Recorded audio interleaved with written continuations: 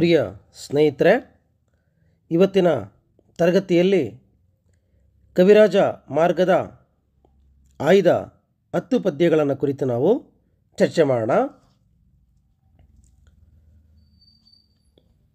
ಕನ್ನಡದ ಮೊಟ್ಟಮೊದಲ ಉಪಲಬ್ಧ ಗ್ರಂಥ ಕವಿರಾಜ ಮಾರ್ಗ.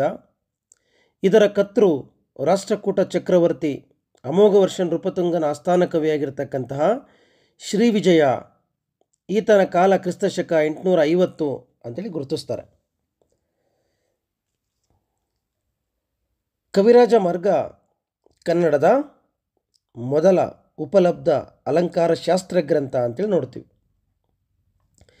ಕವಿರಾಜ ಮಾರ್ಗ ಕೃತಿಯು ದಂಡಿಯ ಕಾವ್ಯಾದರ್ಶದ ಅನುವಾದ ಆಗಿದೆ. ಈ ಕೃತಿಯನ್ನು ಶ್ರೀ ವಿಜಯ ಅಥವಾ ಅಮೋಘವರ್ಷ ನೃಪತುಂಗ ಅಥವಾ ಕವೀಶ್ವರ ಯಾರಾದರೂ ಒಬ್ಬರು ರಚಿಸಿರಬಹುದು ಅಂತಲೂ ಕೂಡ ಹೇಳ್ತಾರೆ. ಹಾಗಾಗಿ ಪ್ರಸ್ತುತ ಕವಿರಾಜ ಮಾರ್ಗದ ಕರ್ತೃವಿನ ವಿಚಾರದಲ್ಲಿ ಅನೇಕ ಗೊಂದಲಗಳಿದ್ರೂ ಕೂಡ ಸದ್ಯ ಕವಿರಾಜ ಮಾರ್ಗದ ಕರ್ತೃ ಶ್ರೀ ವಿಜಯ ಅಂತೇಳಿ ನೋಡ್ತೀವಿ. ಕನ್ನಡ ಪ್ರಾಚೀನ ಗ್ರಂಥಗಳಲ್ಲಿ ದೊರೆತ ಮೊದಲ ಕೃತಿ ಇದು. ಇದರ ಕಾಲ ಕ್ರಿಸ್ತಶಕ 814ರಿಂದ 877 ನಡುವೆ ಕಾಣಿಸ್ಕೊಳ್ಳುತ್ತೆ. ಈ ಕೃತಿಯಲ್ಲಿ 536 ಪದ್ಯಗಳಿದ್ದಾವೆ. ಕವಿರಾಜ ಮಾರ್ಗದ ಪ್ರತಿ ಪರಿಚ್ಛೇದದ ಕೊನೆಯಲ್ಲಿ ನೃಪತುಂಗ ದೇವನು ಮತಮಪ್ಪ ನೃಪತುಂಗ ದೇವಾನುಮತಪ್ಪ ಕವಿರಾಜ ಮಾರ್ಗದೋಳ್ ಎಂದು ಹೇಳಿರುವುದರಿಂದ ಇದು ರಾಷ್ಟ್ರಕೂಟ ದೊರೆ ಅಮೋಘವರ್ಷ ನೃಪತುಂಗನ ಕಾಲದಲ್ಲಿ ಹುಟ್ಟಿರಬಹುದೆಂದು ವಿದ್ವಾಂಸರು ನಿರ್ಧರಿಸಿದ್ದಾರೆ. ಕನ್ನಡದ ಮೊಟ್ಟಮೊದಲ ಆಧಾರ ಗ್ರಂಥವಾಗಿರುವ ಕವಿರಾಜ ಮಾರ್ಗದಲ್ಲಿ 3 ಪರಿಚ್ಛೇದಗಳನ್ನು ನಾವು ಗಮನಿಸಬಹುದು. ಮೊದಲನೇದು ದೋಷಾನುವರ್ಣನ ಅಂತೇಳಿ ನೋಡ್ತೀವಿ. 2ನೇ ಪರಿಚ್ಛೇದ ಶಬ್ದಾಲಂಕಾರ ವರ್ಣ ನಿರ್ಣಯ. 3ನೇ ಪರಿಚ್ಛೇದ ಅರ್ಥಾಲಂಕಾರ ಪ್ರಕರಣ ಅಂತೇಳಿ ನೋಡ್ತೀವಿ. ಗ್ರಂಥದ ಆದಿಯಲ್ಲಿ ಮಂಗಳ ಪದ್ಯಗಳು, ಸರಸ್ವತಿ ಪ್ರಾರ್ಥನೆ, ಕವೀಶ್ವರರ ಪ್ರಾರ್ಥನೆ, ನೃಪತುಂಗನ ಸಭಾಸದರ ವಿಚಾರ ಹಾಗೂ ಸ್ವವಿಚಾರಗಳಿರ್ತಕ್ಕಂಥದ್ದನ್ನು ನಾವಿಲ್ಲಿ ಗಮನಿಸ್ಬೋದು. ಆನಂತರ ಕವಿಕಾವ್ಯ, ಗದ್ಯ ಪದ್ಯ, ಚತ್ತಾಣ ಬೆದಂಡೆ ಇವುಗಳ ಕುರಿತ ವಿಚಾರಗಳಿದಾವೆ. ಸಮಸಂಸ್ಕೃತ, ಯತಿ, ಕಾರಕ ಮುಂತಾದವುಗಳಿಗೆ ಸಂಬಂಧಿಸಿದ ದೋಷಗಳ ವಿವರಣೆಯೂ ಸಹ ಇದೆ. 2ನೆಯ ಪರಿಚ್ಛೇದದಲ್ಲಿ ಶಬ್ದಾಲಂಕಾರಗಳ ನಿರೂಪಣೆ ಮತ್ತು ದಕ್ಷಿಣೋತ್ತರ ಮಾರ್ಗಗಳ ಪ್ರಸ್ತಾಪ ಇದೆ. 3ನೆಯ ಪರಿಚ್ಛೇದದಲ್ಲಿ ಅರ್ಥಾಲಂಕಾರಗಳಿಗೆ ಸಂಬಂಧಿಸಿ ಇರ್ತಕ್ಕಂಥದ್ದನ್ನು ನಾವು ನೋಡ್ಬೋದು. ಇಡೀ ಗ್ರಂಥ ಕಂದ ಪದ್ಯಗಳಿಂದ ರಚಿತವಾಗಿದ್ದರೂ ಕೆಲವು ಗೀತಿಕೆಗಳು, ಶ್ಲೋಕಗಳು ಹಾಗೂ ವೃತ್ತಗಳು ನಡುವೆ ಕಾಣಿಸ್ಕೊಳ್ತವೆ. ಕನ್ನಡ ಕಾವ್ಯಗುಣ ದೋಷಗಳ ಬಗ್ಗೆ ವಿವೇಕವನ್ನು ಬೆಳೆಸಿ ಹೇಳುವುದು ಇದರ ಮುಖ್ಯ ಗುರಿಯಾಗಿದೆ. ಕನ್ನಡ ನಾಡಿನ ವಿಸ್ತಾರ, ಕನ್ನಡಿಗರ ವರ್ಣನೆ, ನಾಡು ನುಡಿ, ಕಾವ್ಯದೋಷ, ಸಾಹಿತ್ಯ ಸಂಸ್ಕೃತಿಗಳ ಮೌಲ್ಯವನ್ನು ಚಾರಿತ್ರಿಕವಾಗಿ, ಲಾಕ್ಷಣಿಕವಾಗಿ, ವಿವೇಕಪರವಾಗಿ 3 ನೆಲೆಗಳಲ್ಲಿ ನಾವಿಲ್ಲಿ ತಿಳಿಯೋದಕ್ಕೆ ಸಾಧ್ಯ ಇದೆ. ಹಾಗಾಗಿ ಪ್ರಸ್ತುತ ಪಠ್ಯಭಾಗದಲ್ಲಿ ಕವಿರಾಜ ಮಾರ್ಗದ 10 ಪದ್ಯಗಳನ್ನು ಸಂಗ್ರಹಿಸಿ ಕೊಡಲಾಗಿದೆ. ಈ ಪದ್ಯಗಳಲ್ಲಿ ಕನ್ನಡ ನಾಡಿನ ಜನರ ಗುಣ, ಶೀಲ, ಸ್ವಭಾವ, ನಾಡಿನ ಭೌಗೋಳಿಕ ಮೇರೆ ಮತ್ತು ಪ್ರಾಚೀನ ಪ್ರಸಿದ್ಧ ಗದ್ಯ ಪದ್ಯ ಕವಿಗಳ ವಿವರಗಳನ್ನು ನಾವಿಲ್ಲಿ ಗಮನಿಸಬಹುದು. ಹಾಗಾದರೆ ಬನ್ನಿ ಸ್ನೇಹಿತರೆ, ಒಂದೊಂದೇ ಕವಿರಾಜ ಮಾರ್ಗದ ಪದ್ಯಗಳನ್ನು ಕುರಿತು ನಾವು ಚರ್ಚೆ ಮಾಡೋಣ. ಮೊದಲನೆಯ ಪದ್ಯ ಭಾಗ ಹೀಗಿದೆ. ವಿಮಳೋದಯ ನಾಗಾರ್ಜುನ ಸಮೇತ ಜಯಬಂಧು ದುರ್ವಿನಿತಾದಿಗಳಿ ಕ್ರಮದೋಳ್ ನೆಗಳ್ಚಿ ಗದ್ಯಾಶ್ರಮಪದ ಗುರುತ ಪ್ರತೀತಿಯಂ ಕೈಕೊಂಡರ್ ಅಂತೇಳಿ ಹೇಳ್ತಾನೆ. ಹಂಗಂದ್ರೇನು ಅಂತಂದರೆ, ವಿಮಲೋದಯ, ನಾಗಾರ್ಜುನ, ಜಯಬಂಧು ಹಾಗೂ ದುರ್ವಿನಿತರು ಶ್ರೇಷ್ಠ ಗದ್ಯ ಬರಹಗಾರರು ಅಂತೇಳಿ ಕವಿರಾಜ ಮಾರ್ಗಕಾರ ಗುರುತಿಸ್ತಾನೆ. ಅಲ್ಲದೆ ಪರಮಶ್ರೀ ವಿಜಯ ಕವೀಶ್ವರ, ಪಂಡಿತ, ಚಂದ್ರ, ಲೋಕಪಾಲರನ್ನು ಪದ್ಯದ ಪ್ರಸಿದ್ಧ ಕವಿಗಳು ಅಂತೇಳಿ ಕೂಡ ಗುರುತಿಸ್ತಾನೆ. ಹಾಗಾಗಿ ಗದ್ಯ ಮತ್ತು ಪದ್ಯ ಕವಿಗಳನ್ನು ಇಲ್ಲಿ ಕವಿರಾಜ ಮಾರ್ಗಕಾರ ಗುರುತಿಸ್ತಾನೆ. ಇಲ್ಲಿ ಉಲ್ಲೇಖಿತರಾಗಿರ್ತಕ್ಕಂತಹ ಗದ್ಯ ಪದ್ಯ ಬರಹಗಾರರ ಕುರಿತು ನಿರ್ದಿಷ್ಟವಾಗಿರ್ತಕ್ಕಂತಹ ನಿಖರವಾದ ಸಂಗತಿಗಳು ನಮಗೆ ಸಿಗೋದಿಲ್ಲ. ಆದರೆ ಇವರೆಲ್ಲ ಕವಿರಾಜ ಮಾರ್ಗದ ಪೂರ್ವದಲ್ಲಿ ಇದ್ದರು ಅಂತಕ್ಕಂಥ ಉಲ್ಲೇಖಗಳು ನಮಗೆ ಸಿಗ್ತವೆ. ಹಾಗಾಗಿ ಮೊದಲ ಪದ್ಯದಲ್ಲಿ ಗದ್ಯ ಕವಿಗಳನ್ನು ನಾವಿಲ್ಲಿ ಗಮನಿಸ್ತೀವಿ. ಅದರ ಜೊತೆಯಲ್ಲೇ ಪದ್ಯ ಕವಿಗಳನ್ನು ಕೂಡ ಕವಿರಾಜ ಮಾರ್ಗಕಾರ ಗುರುತಿಸ್ತಾನೆ. ಎರಡನೇ ಪದ್ಯ ಹೀಗಿದೆ: ಪದ್ಯಂ ಸಮಸ್ತ ಜನತಾ ಹೃದ್ಯಂ ಪದವಿದಿತ ಪಾದನೀಯ ನಿವೇದ್ಯಂ ವಿದ್ಯಾಪಾರ ಪರಾಯಣ ಮಾಧ್ಯಂ ಸದ್ವೃತ್ತಿರುತ್ತ ಜಾತ್ಯಾಯತಂ ಅಂತೇಳಿ ಹೇಳ್ತಾನೆ.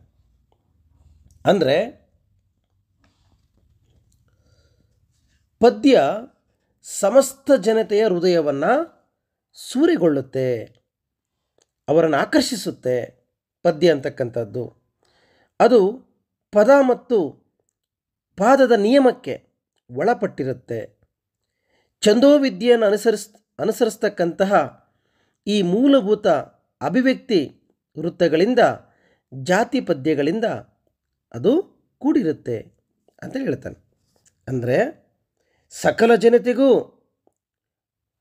ಹೃದಯಕ್ಕೆ ಆಕರ್ಷಕವಾಗಿ ಪದ ಹಾಗೂ ಪಾದಗಳ ನಿಯಮಕ್ಕೆ ಅನುವರ್ತಿಯಾಗಿ ಒಳ್ಳೆಯ ನೀತಿಯುಕ್ತ ವಸ್ತುವಿರುವ ಛಂದೋಬದ್ಧವಾದ ವರ್ಣವೃತ್ತ, ಮಾತ್ರಾವೃತ್ತ ಮುಂತಾದವುಗಳ ನಿಯಮಗಳಿಗೆ ಅಧೀನವಾಗಿರುವ ಮೂಲಭೂತ ಕಾವ್ಯವೇ ಪದ್ಯ ಅಂತ ಹೇಳ್ತಾನೆ. ಹಾಗಾಗಿ ಪದ್ಯದ ಪ್ರಾಮುಖ್ಯತೆಯನ್ನು ಕುರಿತು ಕವಿ ಇಲ್ಲಿ ಚರ್ಚೆ ಮಾಡ್ತಾರೆ. ಮೂರನೇ ಪದ್ಯ ಹೀಗಿದೆ: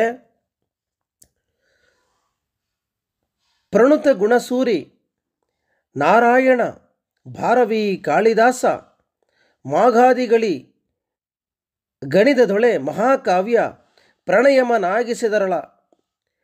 ಪ್ರಣಯಮನಾಗಿಸಿದರಮಳ ಕವಿ ಋಷಭರ್ಕಳ್ ಅಂತೇಳಿ ಹೇಳ್ತಾನೆ.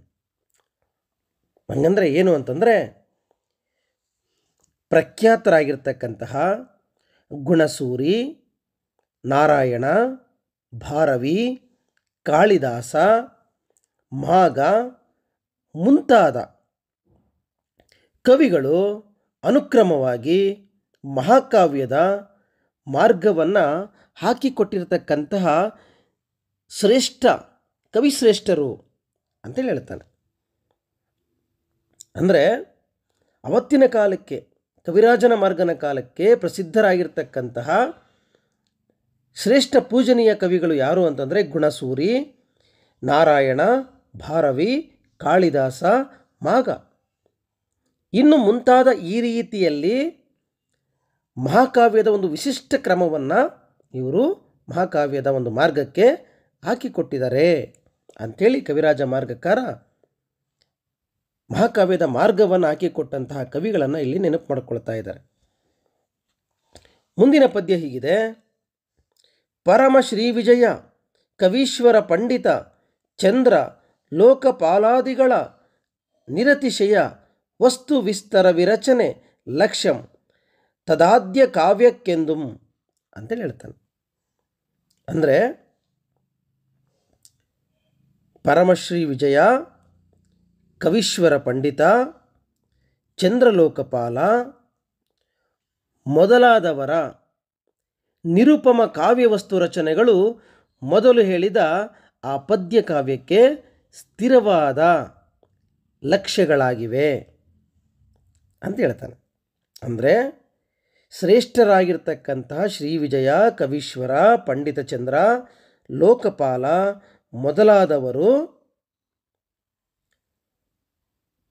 ನಿರುಪಮ ವಸ್ತು ವಿಸ್ತಾರ ರಚನೆಗಳು ಹಿಂದೆ ಹೇಳಿರ್ತಕ್ಕಂತಹ ಆದ್ಯ ಕಾವ್ಯಕ್ಕೆ ನಾವು ಉದಾಹರಣೆಗಳಾಗಿ ಗಮನಿಸಬಹುದು ಅಂತೇಳಿ ಹೇಳ್ತಾನೆ. ಮುಂದಿನ ಪದ್ಯ ಹೀಗಿದೆ: ನುಡಿಗೆಲ್ಲಂ ಸಲ್ಲದ ಕನ್ನಡದೋಳ್ ಚತ್ತಾಣಮಂ ಬೆದಂಡಿಯುಂ ಮೆಂದಿ ಗಡಿನ ನೆಗಳ್ತೆಯ ಕಬ್ಬದೊಡಂಬಡಂ ಮಾಡಿದರ್ ಪುರಾತನ ಕವಿಗಳ್ ಅಂತೇಳಿ ಹೇಳ್ತಾನೆ. ಅಂದರೆ ಮಿಕ್ಕ ಭಾಷೆಗಳಿಗೆಲ್ಲ ಸಲುವಳಿಯಾಗದಿದ್ದರೂ ಕನ್ನಡದಲ್ಲಿ ಈಗ ಪ್ರಸಿದ್ಧ ಪಡೆದಿರತಕ್ಕಂತಹ ಕಾವ್ಯದಲ್ಲಿ ಚೆತ್ತಾಣ ಮತ್ತು ಬೆದಂಡೆ ಎಂಬುದು ಸೇರ್ತವೆ. ಇದನ್ನು ಪೂರ್ವದ ಕವಿಗಳು ಒಪ್ಕೊಂಡಿದ್ದಾರೆ ಅಂತ ಹೇಳ್ತಾರೆ. ಅಂದರೆ ಬೇರೆ ಭಾಷೆಗಳಿಗಿಂತ ಭಿನ್ನವಾದ ಕನ್ನಡದಲ್ಲಿ ಈಗಲೂ ಪ್ರಸಿದ್ಧವಾಗಿರುವ ಚೆತ್ತಾಣ ಮತ್ತು ಬೆದಂಡೆ ಎಂಬ ಪ್ರಸಿದ್ಧ ಕಾವ್ಯಗಳಲ್ಲಿ ಸೇರುವಂತೆ ಪುರಾತನ ಕವಿಗಳು ಮಾಡಿದರು ಅಂತ ಹೇಳ್ತಾರೆ. ಒಂದೆರಡು ಪ್ರಕಾರಗಳನ್ನು ಗುರುತಿಸ್ತಾರೆ, ಪ್ರಾಚೀನವಾಗಿರ್ತಕ್ಕಂಥ ಪ್ರಕಾರಗಳು. ಅದು ಯಾವುದು ಅಂತಂದರೆ ಚೆತ್ತಾಣ ಮತ್ತು ಬೆದಂಡೆ. ಇದು ಕವಿರಾಜ ಮಾರ್ಗ ಕೃತಿಯಲ್ಲಿ ಕಾಣಿಸ್ಕೊಳ್ತಕ್ಕಂಥ ಪ್ರಸಿದ್ಧ ಮಾರ್ಗಗಳು ಅಂತೇಳಿ ನೋಡುತ್ತೀವಿ. ಮುಂದಿನ ಪದ್ಯ ಹೀಗಿದೆ. ಕಂದಮುಮು ಮಳಿನ ವೃತ್ತಮು ಮೊಂದೊಡೆ ಗೊಂಡು ಜಾತಿ ಜಾಣೆಸೆಯ ಬೆಡಂ ಗೊಂದಿವರುಳಮರೆ ಪೆಳಲ್ ಸುಂದರ ರೂಪ ಬೆದಂಡೆ ಗಬ್ಬ ಮದಕ್ಕುಂ ಅಂತೇಳಿ ಹೇಳ್ತಾರೆ. ಏನು ಹೀಗಂದರೆ ಅಂತಂದರೆ ಕಂದವು ಸುಂದರ ವೃತ್ತವು ಒಂದೊಂದೆಡೆಗೆ ದೇಶ್ಯ ಜಾತಿಯ ಛಂದಸ್ಸು ಹಿಂಬಾಗಿ ಸೊಬಗಿನ ಆಗಿರುವಂತೆ ಇವನ್ನೆಲ್ಲ ಕೂಡಿಸಿಕೊಂಡು ಚೆಲುವಿನಿಂದ ಹೇಳ್ತಕ್ಕಂತಹ ಕಾವ್ಯವೇ ಬೆದಂಡೆ ಗಬ್ಬ ಅಂತ ಹೇಳ್ತಾನೆ. ಅಂದರೆ ಬೆದಂಡೆ ಅಂತಂದರೆ ಏನು ಅಂತ ಹೇಳ್ತಾ ಇದ್ದಾನೆ. ಕಂದವು ಸುಂದರ ವೃತ್ತವು ಒಂದೊಂದೆಡೆಗೆ ದೇಶ ಜಾತಿಯ ಛಂದಸ್ಸನ್ನು ಕೂಡ ಸೊಗಸಾಗಿ ಒಳಗೊಂಡಿರ್ತಕ್ಕಂಥದ್ದೇ ಬೆದಂಡೆಗಬ್ಬ ಅಂತ ಹೇಳ್ತಾನೆ. ಕಂದ ಪದ್ಯ ಸ್ವಚ್ಛವಾದ ವೃತ್ತ ಮತ್ತು ಅಲ್ಲಲ್ಲಿ ಜಾತಿ ಪದ್ಯಗಳು ವಿಷಯ ಮಾತ್ರ ಹೇಳಿರುವುದರಿಂದ ಇದು ಮಾತ್ರ ಛಂದಸ್ಸಿನ ಕಂದ, ಅಕ್ಷರ, ಛಂದಸ್ಸಿನ ವೃತ್ತ ಮತ್ತು ಅಂಶ, ಛಂದಸ್ಸಿನ ಪದ್ಯಗಳು ಸೇರಿರ್ತಕ್ಕಂತಹ ಒಂದು ವಿಶಿಷ್ಟವಾದ ಕಾವ್ಯ ಪ್ರಕಾರ ಅಂತೇಳಿ ನಾವಿಲ್ಲಿ ಊಹಿಸ್ಬೋದು. ಯಾವುದನ್ನು? ಬೆದಂಡೆಯನ್ನು. ಮುಂದಿನ ಪದ್ಯ ಹೀಗಿದೆ. ಕನ್ನಂಗಳ್ ಫಲವಾಗಿರೆ ಸುಂದರ ವೃತ್ತಂಗಳ ಕರಂ ಚೌಪದಿ ಮತ್ತಂ ನಲ್ ಗೀತಿಕೆ ತಿವದಿಗಳ ದಂ ಬೆತ್ತೆಸೆಯೇ ಪೊಳ್ದೊಡದು ಚೆತ್ತಾಣಂ. ನೋಡಿ, ಮೊದಲಿಗೆ ಅವನು ಬೆದಂಡೆಯನ್ನು ಕುರಿತು ಹೇಳ್ತಾನೆ. ಕವಿರಾಜ ಮಾರ್ಗಕಾರ ಹೇಳ್ತಕ್ಕಂಥ ಎರಡು ಮಾರ್ಗಗಳು. ಒಂದು ಬೆದಂಡೆಯ ಬಗ್ಗೆ ಹೇಳ್ದ, ಈಗ ಚೆತ್ತಾಣವನ್ನು ಕುರಿತು ಹೇಳ್ತಾ ಇದ್ದಾನೆ. ಏನನ್ನ ಹೇಳ್ತಾ ಇದ್ದಾರೆ? ಕಂದ ಪದ್ಯಗಳು ಹಲವಿದ್ದು ಅವುಗಳ ಜೊತೆಗೆ ಸುಂದರ ವೃತ್ತಗಳು, ಅಕ್ಕರ, ಚೌಪದಿ, ಗೀತಿಕೆ ಮತ್ತು ತ್ರಿಪದಿಗಳು ಅಂದವಾಗಿ ಸೇರುವಂತೆ ಹೇಳಿದರೆ ಅದನ್ನು ನಾವು ಚೆತ್ತಾಣ ಅಂತೇಳಿ ಕರಿತೀವಿ ಅಂತ ಹೇಳ್ತಾನೆ.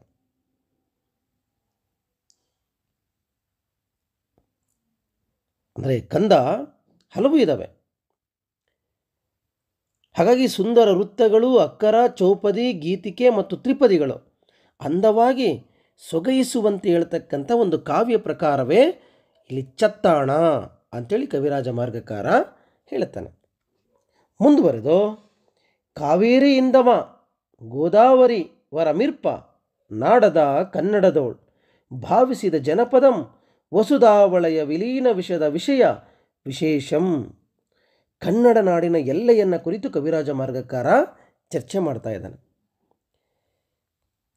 ಕನ್ನಡದಲ್ಲಿ ಖ್ಯಾತ ಹೆಸರನ್ನು ತಳೆದಂತಹ ನಾಡು ಕನ್ನಡ ನಾಡು. ಭೂಮಂಡಲದ ಮೇಲಿದ್ದ ಪ್ರಸಿದ್ಧ ದೇಶಗಳಲ್ಲಿ ಒಂದು ಕನ್ನಡ ನಾಡು. ಇಂತಹ ಕನ್ನಡ ನಾಡು ಕಾವೇರಿಯಿಂದ ಗೋದಾವರಿಯವರೆಗೂ ಕೂಡ ಇದು ವಿಸ್ತಾರತೆಯನ್ನು ಪಡ್ಕೊಂಡಿದೆ ಅಂತ ಹೇಳ್ತಾನೆ. ಅಂದರೆ ಕಾವೇರಿಯಿಂದ ಗೋದಾವರಿಯವರೆಗಿನ ವಿಸ್ತಾರದಲ್ಲಿ ಹರಡಿಕೊಂಡಿರ್ತಕ್ಕಂಥ ನಾಡು ಯಾವುದಪ್ಪ ಅಂತಂದರೆ ಕನ್ನಡ ನಾಡು. ಈ ನಾಡಿನಲ್ಲಿರ್ತಕ್ಕಂಥ ಕನ್ನಡ ಜನಸಮುದಾಯವು ಭೂಮಂಡಲದಲ್ಲಿ ವಿಲೀನವಾಗಿಯೂ ತಮ್ಮದೇ ಆದ ವಿಶಿಷ್ಟತೆಯನ್ನು ಹೊಂದಿದ್ದಾರೆ ಎಂಬುದನ್ನು ಈ ಪದ್ಯದ ಸಾಲುಗಳು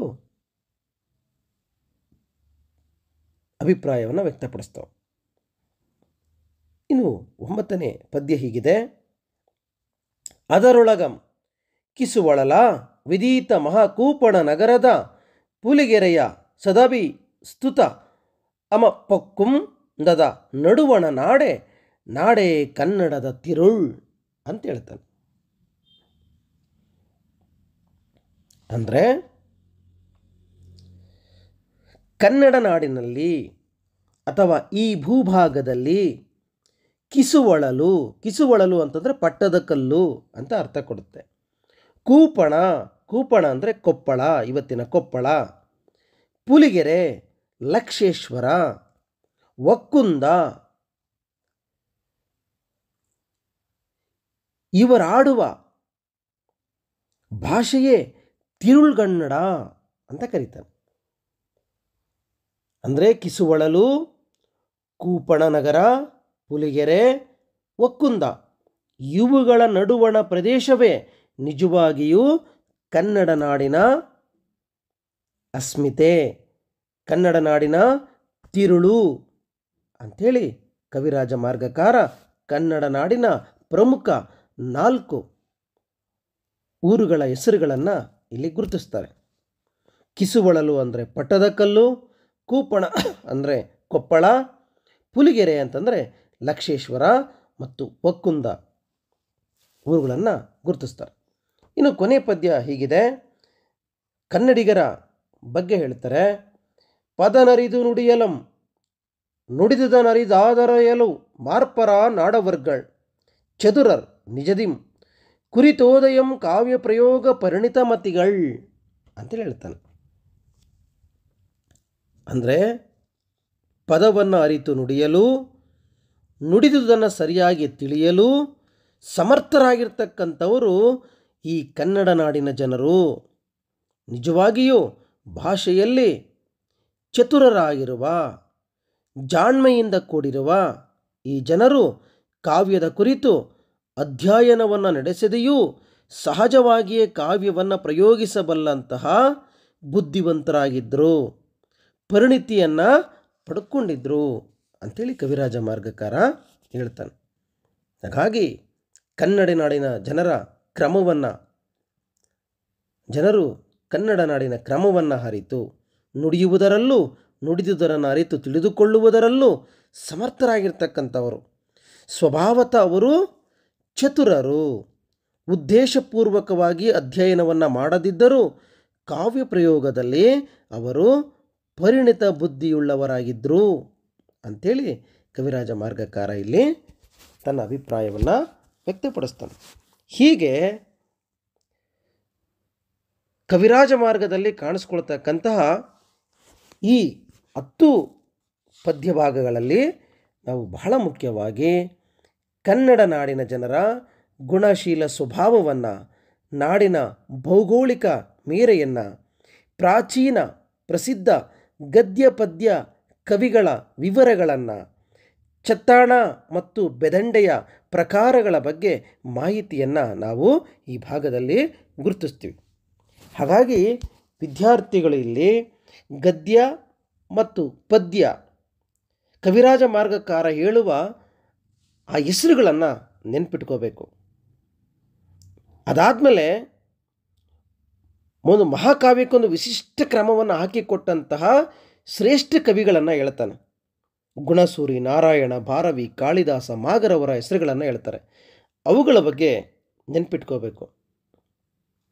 ಅದಾದಮೇಲೆ ಬಹಳ ಮುಖ್ಯವಾಗಿ ಕವಿರಾಜ ಮಾರ್ಗದಲ್ಲಿ ನಾವು ನೋಡ್ತಕ್ಕಂತಹ 2 ಮಾರ್ಗಗಳು, ಒಂದು ಚೆತ್ತಾಣ ಮತ್ತೊಂದು ಬೆದಂಡೆ. ಈ 2 ಕಾವ್ಯ ಪ್ರಕಾರಗಳನ್ನು ಕುರಿತು ಕವಿರಾಜ ಮಾರ್ಗಕಾರ ಚರ್ಚೆ ಮಾಡ್ತಾನೆ. ಅದಾದಮೇಲೆ ಕನ್ನಡ ನಾಡಿನ ವಿಸ್ತಾರ, ಕವಿರಾಜ ಮಾರ್ಗಕಾರ ಹೇಳುವ ಹಾಗೆ ಕಾವೇರಿಯಿಂದ ಇವತ್ತಿನ ನೀವು ಕೊಡಗು ಭಾಗದಲ್ಲಿ ಕಾವೇರಿ ನದಿ ಹುಟ್ಟುತ್ತೆ, ಅಲ್ಲಿಂದ ನೀವು ಮಹಾರಾಷ್ಟ್ರ ಮಧ್ಯಪ್ರದೇಶದವರೆಗೂ ಕೂಡ ಮಧ್ಯಭಾಗದಲ್ಲಿ ಬರತಕ್ಕಂತಹ ಗೋದಾವರಿ ವರೆಗೂ ಕೂಡ ಕನ್ನಡ ನಾಡು ವ್ಯಾಪಿಸಿತ್ತು, ವಿಸ್ತಾರವಾಗಿತ್ತು. ಹಾಗಾಗಿ ಇಡೀ ಮಹಾರಾಷ್ಟ್ರ ಒಂದು ಕಾಲಕ್ಕೆ ಕನ್ನಡಿಗರು ಆಳ್ತಾ ಇದ್ದರು. ಹಾಗಾಗಿಯೇ ಇವತ್ತಿಗೂ ನೀವು ಶಂಭಾ ಜೋಶಿ ಅವರು ಹೇಳೋ ಹಾಗೆ ಮಹಾರಾಷ್ಟ್ರದ ಅನೇಕ ಊರುಗಳ ಹೆಸರುಗಳು ಕನ್ನಡದ ಹೆಸರುಗಳಾಗಿದ್ದಾವೆ. ಇವತ್ತಿಗೂ ನಿಮಗೆ ಅಲ್ಲಿ ಮುಖ್ಯ ಭಾಷೆ ಮರಾಠಿಯಾಗಿದ್ದರೂ ಕೂಡ ಮಹಾರಾಷ್ಟ್ರದಲ್ಲಿ ಅತಿ ಹೆಚ್ಚು ಶಾಸನಗಳು ಸಿಕ್ಕಿರ್ತಕ್ಕಂಥದ್ದು ಕನ್ನಡದ ಶಾಸನಗಳು. ಇವೆಲ್ಲವೂ ಏನನ್ನ ಹೇಳುತ್ತೆ ಅಂತಂದರೆ, ಒಂದು ಕಾಲಕ್ಕೆ ಇಡೀ ಮಹಾರಾಷ್ಟ್ರ ಕನ್ನಡಿಗರ ಪ್ರಾಂತ್ಯವಾಗಿತ್ತು, ಕನ್ನಡಿಗರು ಅದನ್ನು ಆಳ್ತಾ ಇದ್ದರು ಅನ್ನೋದಕ್ಕೆ ಒಂದು ಹಿಂಬನ್ನು ಕೊಡುತ್ತೆ. ಹಾಗಾಗಿ ಕವಿರಾಜ ಮಾರ್ಗಕಾರ ಕನ್ನಡ ನಾಡಿನ ವಿಸ್ತಾರ ಇಲ್ಲಿಂದ ಇಲ್ಲಿವರೆಗೂ ಕೂಡ ಇತ್ತು. ಆದರೆ ಇವತ್ತು ಎಲ್ಲ ಕನ್ನಡ ಪ್ರದೇಶವನ್ನು ಕಳ್ಕೊಂಡು ಇವತ್ತು ನಾವು ಉಳ್ಕೊಂಡಿದ್ದೀವಿ. ಹಾಗಾಗಿಯೇ ಕನ್ನಡ ನಾಡಿನ ಬಗ್ಗೆ ಕನ್ನಡಿಗರ ಅಭಿಮಾನವನ್ನು ತಾಳಬೇಕು. ಎಲ್ಲವನ್ನ ಕಳ್ಕೊಂಡ್ಬಿಟ್ಟಿದ್ದೀವಿ. ಈ ಕಡೆಗೆ ಬೆಳಗಾವಿಯ ಸ್ಥಿತಿ ಅತಂತ್ರವಾಗಿದೆ. ಪ್ರತಿದಿನವೂ ಅಲ್ಲಿ ನಾವು ಜಗಳವನ್ನು ನೋಡ್ತಾ ಇದ್ದೀವಿ. ಒಂದು ಕಡೆಗೆ ಕಾಸರಗೋಡು ನಮ್ಮ ಕೈ ತಪ್ಪೋಗ್ತಾ ಇದೆ. ಇನ್ನೊಂದು ಕಡೆಗೆ ಆದೋನಿ, ಮಡಕಶಿರ ಈ ಪ್ರಾಂತ್ಯಗಳು ಆಂಧ್ರದ ಪಾಲಾಗ್ತಾ ಇದೆ. ಹಾಗಾಗಿ ಎಲ್ಲವನ್ನ ಕಳೆದುಕೊಂಡ ಕನ್ನಡ ನಾಡನ್ನು ಇವತ್ತು ನಾವು ನೋಡ್ತಾ ಇದ್ದೀವಿ. ಆದರೆ ಒಂದು ಕಾಲಕ್ಕೆ ಕನ್ನಡ ನಾಡು ಅಂತಕ್ಕಂಥದ್ದು ಕಾವೇರಿಯಿಂದ ಗೋದಾವರಿಯ ನದಿಯವರೆಗೂ ಕೂಡ ವಿಶಾಲವಾಗಿ ಹರಡಿಕೊಂಡಿತ್ತು ಅಂಥೇಳಿ ಕನ್ನಡ ನಾಡಿನ ಎಲ್ಲೆಯನ್ನು ಕುರಿತು ಹೇಳ್ತಕ್ಕಂಥ ಭಾಗವನ್ನು ನಾವು ನೋಡ್ತೀವಿ.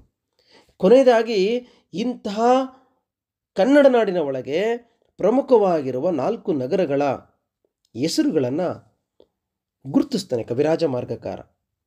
ಅಷ್ಟೇ ಅಲ್ಲ, ಅವತ್ತಿನ ಕಾಲದ ಕನ್ನಡಿಗರು ಎಂಥವರಾಗಿದ್ದರು ಅಂತಂದರೆ, ಪದವನ್ನು ಅರಿತು ನುಡಿತಕ್ಕಂಥವರು, ನುಡಿದುದನ್ನು ಸರಿಯಾಗಿ ತಿಳಿಯಲು ಸಮರ್ಥರಾಗಿರ್ತಕ್ಕಂಥವರು, ಚತುರರಾಗಿರ್ತಕ್ಕಂಥವರು, ಕಾವ್ಯವನ್ನು ಪ್ರಯೋಗಿಸಬಲ್ಲಂತಹ ನಿಪುಣರಾಗಿದ್ದರು ಕನ್ನಡಿಗರು ಅಂತೇಳಿ ಹೇಳ್ತಾ ಹೋಗ್ತಾನೆ. ಹಾಗಾಗಿ ಈ ಹಿನ್ನೆಲೆಯಲ್ಲಿ ನಾವು ಆ ಪದ್ಯಗಳನ್ನು ನೆನ್ಪಿಟ್ಕೋಬೇಕಾಗತ್ತೆ. ಹಾಗೂ ನಿಮಗೆ ಭಾವಾರ್ಥ ಅಥವಾ ಅದರ ಯಾವುದಾದರೂ ಸಾಲುಗಳನ್ನು ಸಂದರ್ಭಕ್ಕೆ ಕೇಳತಕ್ಕಂಥ ಸಾಧ್ಯತೆಗಳಿರ್ತವೆ. ಅಥವಾ ಕವಿರಾಜ ಮಾರ್ಗಕಾರನ ಬಗ್ಗೆ ಆಗಿರ್ಬೋದು, ಅಥವಾ ಈ ಪದ್ಯದ ಯಾವುದಾದ್ರೂ ಒಂದು ಪದ್ಯವನ್ನು 2 ಅಂಕಗಳಿಗೆ ಪ್ರಶ್ನೆಯನ್ನು ಹಾಕಿ ಕೇಳ್ತಕ್ಕಂಥ ಸಾಧ್ಯತೆಗಳಿರ್ತವೆ. ಅಥವಾ ನಿಮಗೆ ದೀರ್ಘ ಪ್ರಶ್ನೆ ಕವಿರಾಜ ಮಾರ್ಗದ ಈ ಕೃತಿಯ ಮೇಲೆ ಕೇಳ್ತಕ್ಕಂಥ ಸಾಧ್ಯತೆ ಇರುತ್ತೆ. ಹಾಗಾಗಿ ನೀವು ಈ ಹಿನ್ನೆಲೆಯಲ್ಲಿ ಓದ್ಕೋಬೇಕು. ವಿದ್ಯಾರ್ಥಿಗಳ ಅಧ್ಯಯನ ದೃಷ್ಟಿಯನ್ನು ಗಮನದಲ್ಲಿಟ್ಕೊಂಡು ಡಿಸ್ಕ್ರಿಪ್ಷನ್ ಬಾಕ್ಸಲ್ಲಿ ಈ ಕವಿರಾಜ ಮಾರ್ಗದ 10 ಪದ್ಯಗಳ ಸರಳವಾದ ವಿವರವನ್ನು ಅಲ್ಲಿ ಕೊಟ್ಟಿರ್ತೇನೆ. ನೀವು ಹೆಚ್ಚಿನ ಮಾಹಿತಿಗೆ ಅದನ್ನು ನೀವು ಗಮನಿಸ್ಕೋಬಹುದು. ಮುಂದಿನ ತರಗತಿಯಲ್ಲಿ ಮತ್ತೊಂದು ಪಠ್ಯವನ್ನು ಕುರಿತು ಚರ್ಚೆ ಮಾಡೋಣ. ನಮಸ್ಕಾರ.